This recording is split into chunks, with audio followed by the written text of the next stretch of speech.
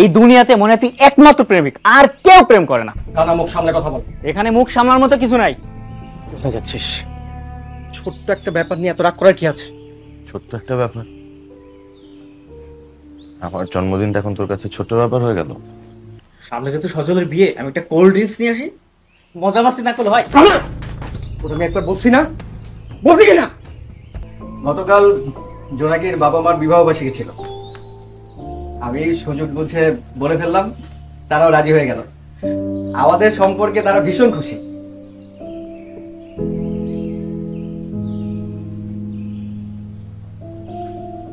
কি ব্যাপার, তোরা এমন গম্ভীর হয়ে আছিস কেন? কেউ মারা টারা গেছে নাকি? তাহলে তোর শুধু জোনাকির বাবা মার বিবাহ বার্ষিকীর কথাই মনে ছিল? হ্যাঁ, আর কি ছিল? আরে গাধা, মনে করে দেখ।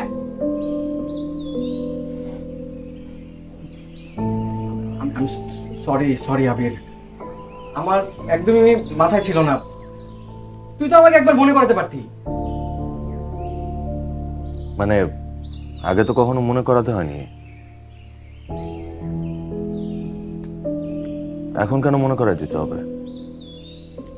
এত তাড়াতাড়ি পাল্টে যাবি সেটাও আমি বুঝিনি।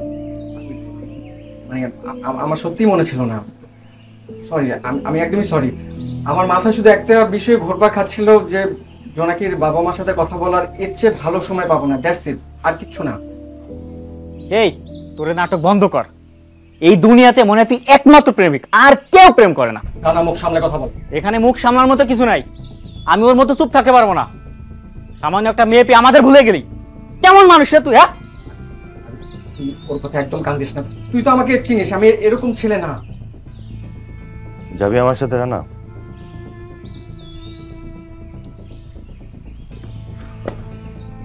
কোথায় যাচ্ছিস? ছোট্ট একটা ব্যাপার নিয়ে এত রাগ করার কি আছে? ছোট্ট একটা ব্যাপার?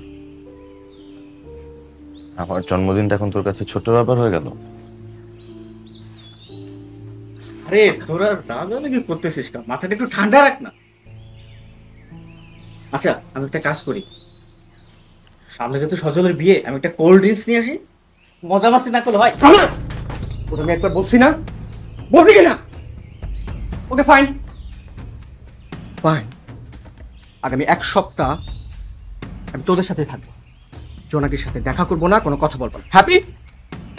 আরে আমি কি বলতে চাইলাম আর সে কি বুঝা বসে বসে। জোনাকি তোর লাইফে ইম্পর্টেন্ট, এটা আমি না করতেছি না, আমি এটা জানি। তাই বলে তুই বাকি সবাইকে ভুলে যাবি? তার মানে তুই আগের মতো নাই, তুই পাল্টে গেছিস।